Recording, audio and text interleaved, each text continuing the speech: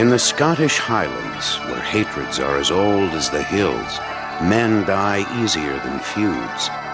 Where clan fights clan, only one hatred can unite them, their hatred of the English. Century dawns. Scotland is at war with itself. Far from king or court, men settle quarrels with the sword.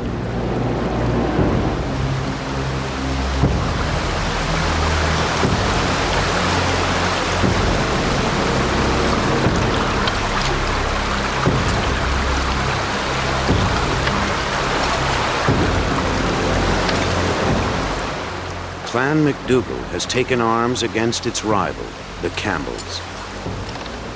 Their goal, the most prized possession in this bleak land.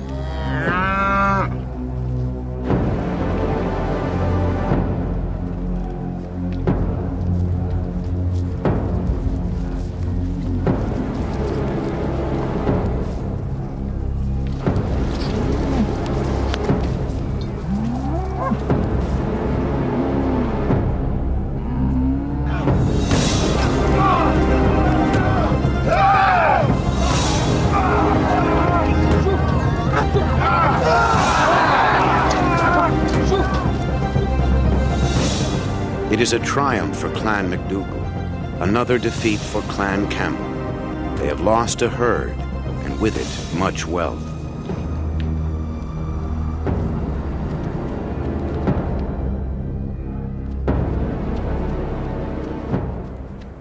As the Campbell survivor flees for home, misery is a familiar companion. Once more, his clan has been beaten by their age-old enemy. An insult they won't be quick to forget. But revenge will come sooner than they expect from an unlikely quarter.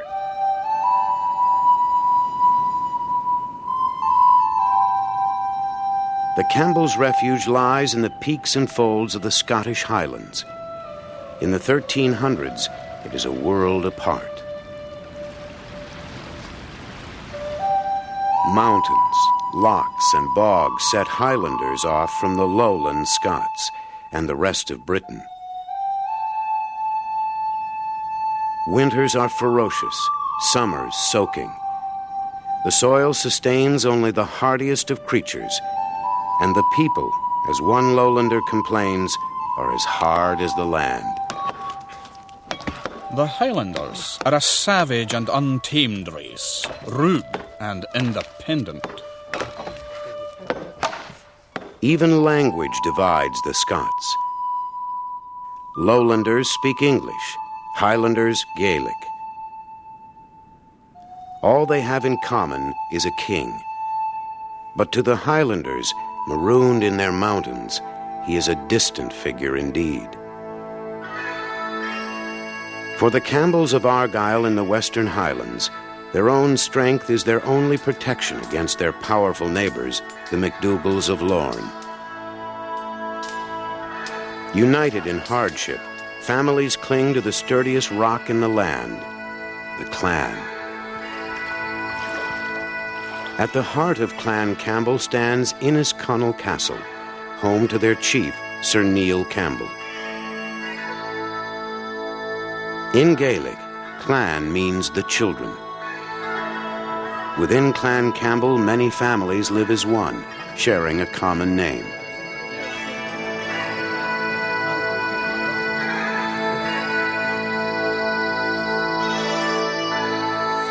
Even the poorest Campbell is welcomed in.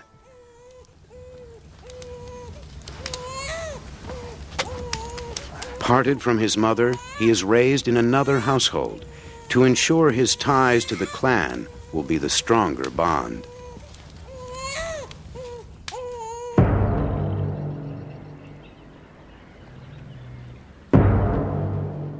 Into the isolated life of the Campbells, change suddenly comes when a stranger arrives. In 1307, the Campbells are stunned by the appearance on their land of a Highlander they'd never seen. Robert the Bruce in name, King of Scotland, but a king who has come begging to his subjects.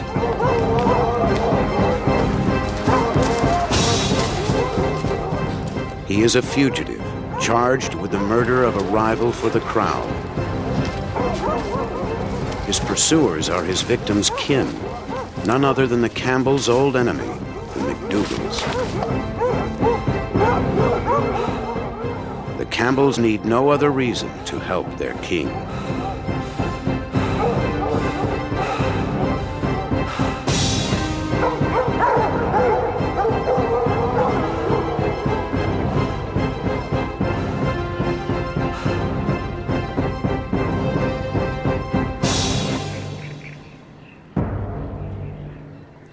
Within a year, with Campbell's at his side, Bruce brings weaker clans under his control. One by one, they flock to his side. By 1308, just one clan holds out, the MacDougals of Lorne. Backed by the English, they dare defy the king. The epic poem, The Bruce, records the story. Upon the north half of the Scottish Sea, all obeyed his majesty, except the Lord of Lorne, and those that would with him go. He ever held against the king, and hated him above all things.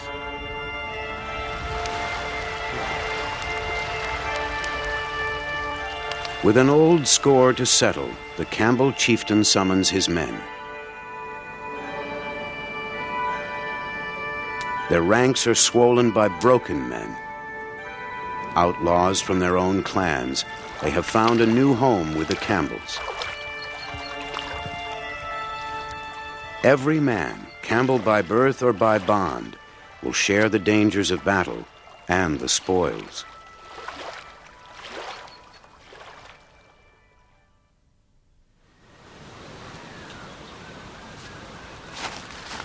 The summons to battle reaches the most remote Campbells.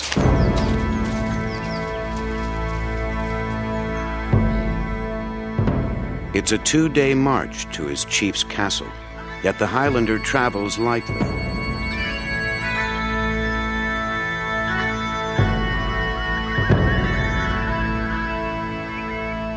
To go to war, first he needs the plaid, bedroll, blanket, and battle attire all in one.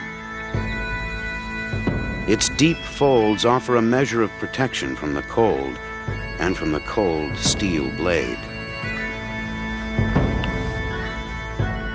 Friend or foe might be clad in the same striped or checkered cloth. Centuries would pass before one clan distinguished its garb from another. Whatever the design, the men are clad in camouflage, the colors of the land around them.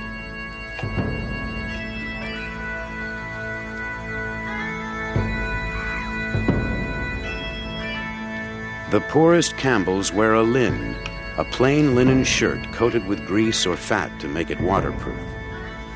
A small leather purse or sporran hangs from the waist.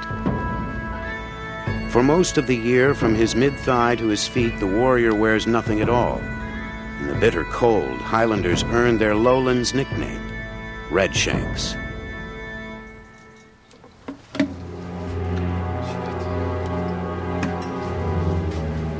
Dressed in their plaids, the Highlanders line up for their other requirement, their weapons. Most rely on their chief's armory.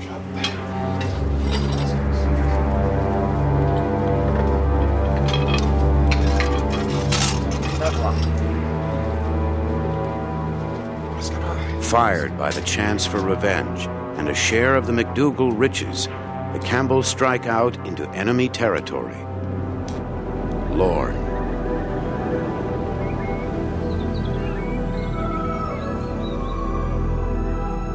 Their path takes them through a wild mountain landscape, the Pass of Brander, a sheer cliff plunging into Loch Awe.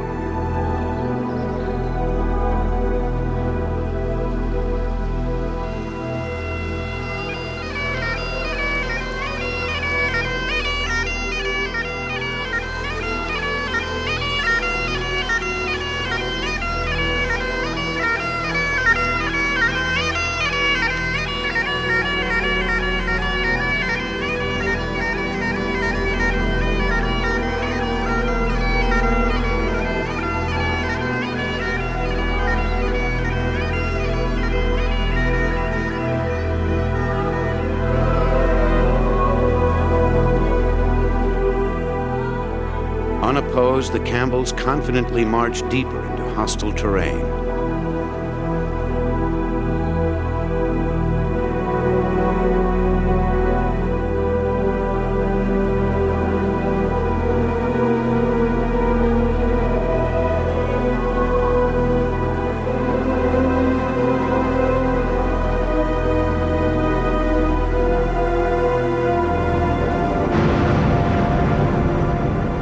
High on the cliffs of Ben Cruachan, the MacDougalls lie in wait.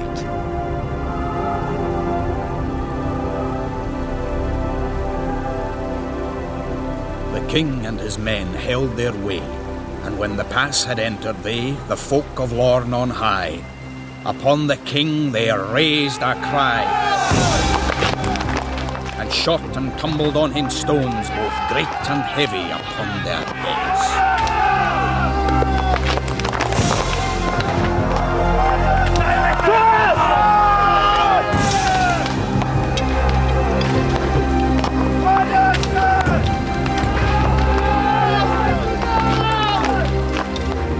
Minutes into the fight, the attackers are themselves attacked. Forewarned by a scout of the MacDougalls' plan, Bruce had sent a detachment of archers ahead to scale the mountain and come up behind the enemy.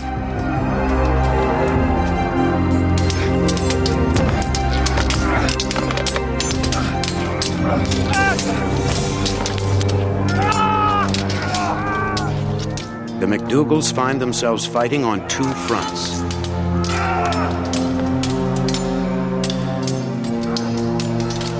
As each Highlander slashes, his claymore, his great sword, is a weapon of both offense and defense. His hands are protected behind sturdy guards, sloping toward the blade.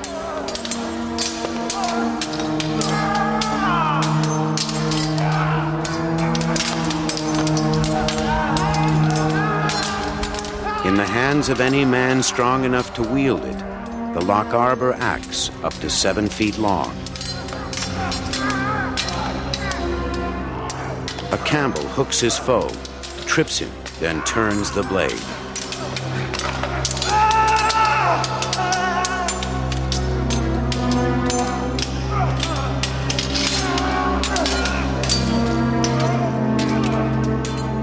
When fighting is too close for swords, men reach for their dirk, a foot-long dagger honed razor sharp.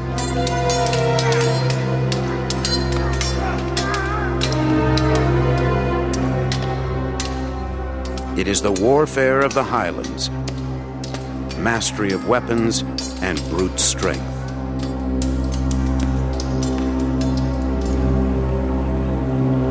The Campbells turn ambush into victory.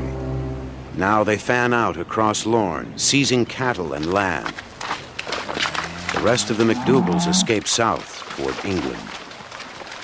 One final reward falls into Campbell hands: Dunstaffnage, the MacDougall castle. Yet the fighting has just begun, as the Highlanders brace for a greater threat. While clan was fighting clan, the English seized footholds in Scottish cities and castles. With all the clans now behind him, and the Campbells in the forefront of his army, Robert the Bruce begins to drive the English back. The Scots recapture castle after castle: Perth, Edinburgh, Roxburgh. By 1314, only one stronghold remains in English hands: Stirling Castle. Guarding the eastern frontier with England, it is known as the Key to Scotland.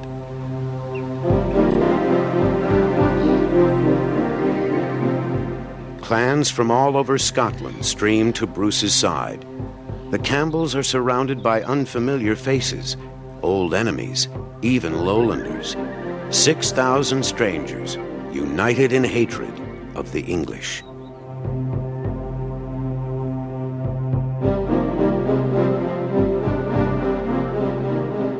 Against them, Edward II, the English king, sends a force 3 times their number. It won't be a fair fight. The English have the advantage of armored knights. The Scots can afford nothing like them. Such horses cost a fortune. Upon them rides another fortune in armor and weapons.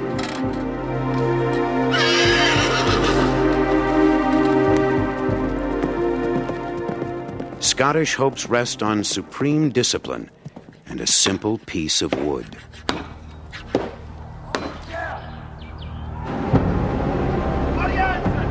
It is a new formation, the Schiltron, or shield troop, a phalanx armed with shields and axes and 14-foot pikes. Even an armored horseman would hesitate to approach this forest of steel. And at full charge, horse and rider would be impaled. For weeks, the Campbells drill, learning to wheel, to reverse, to advance as one across the battlefield. A thorny hedge of defense suddenly turns to the attack.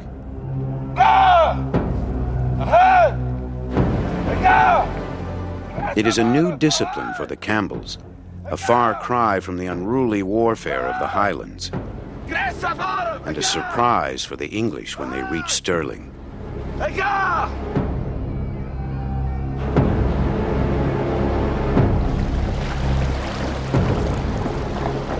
When the battle opens, Scottish pikes force Edward's knights off the field and into a marsh. His horses and his attack bogged down. Camping in the marsh, Edward plans to retake the field the next day and crush the Scots under 1,000 hooves.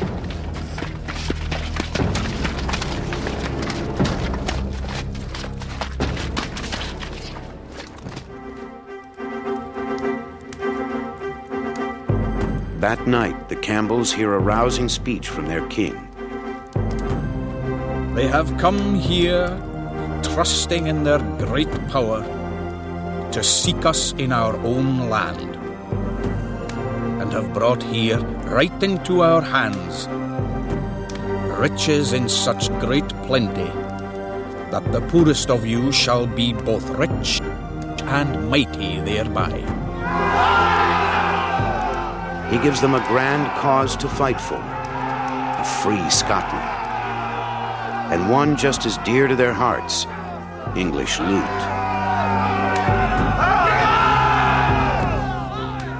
While the English sleep, the Highlanders gird for battle.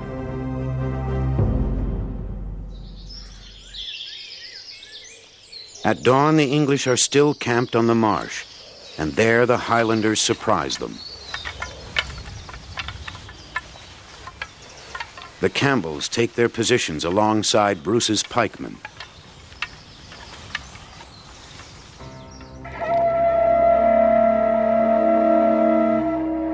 To the sound of bullhorns, Bruce leads his Schiltron forward.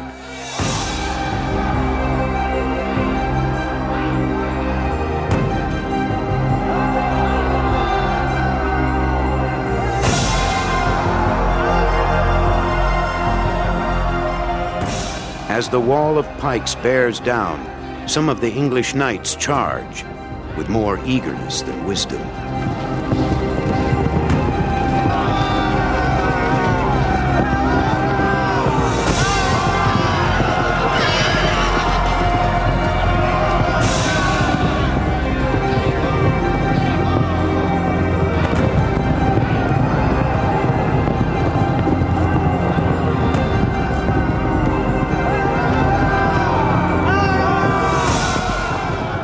In the confusion of battle, the English archers, the teeth of their army, are trapped at the rear, useless, unable to fire without hitting their own knights.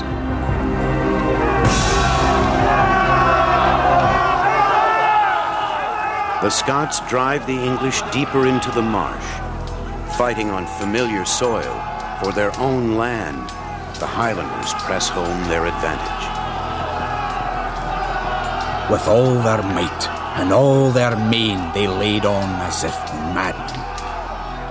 and such heavy blows with axes gave, that heads and helmets they did cleave.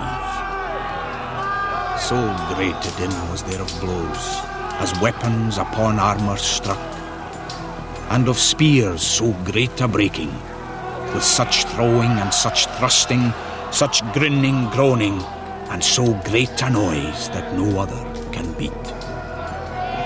And war cries shouted on every side, giving and taking of wounds wide, that it was hideous to hear.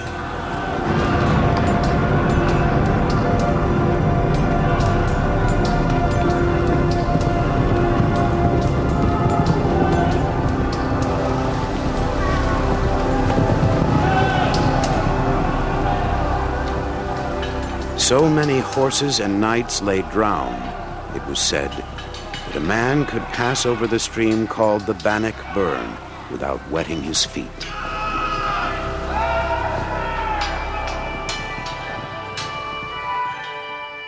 When the Battle of Bannock Burn was over, the lowly Highlanders and their fellow Scots had defeated the cream of English aristocracy, its knights. 700 pairs of spurs were displayed in triumph.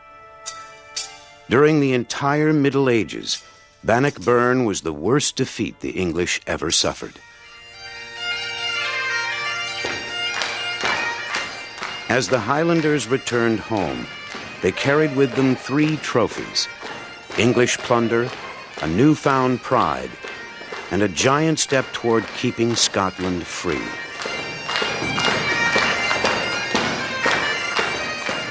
Yet the war wasn't over.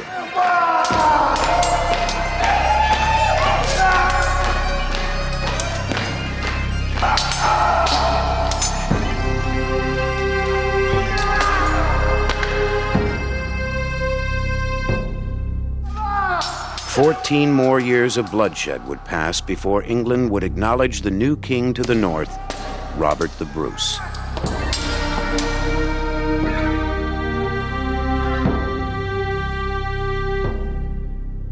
His friends and allies, the Campbells of Argyll, would become one of the most powerful clans in the Highlands for their part in freeing a nation, Scotland.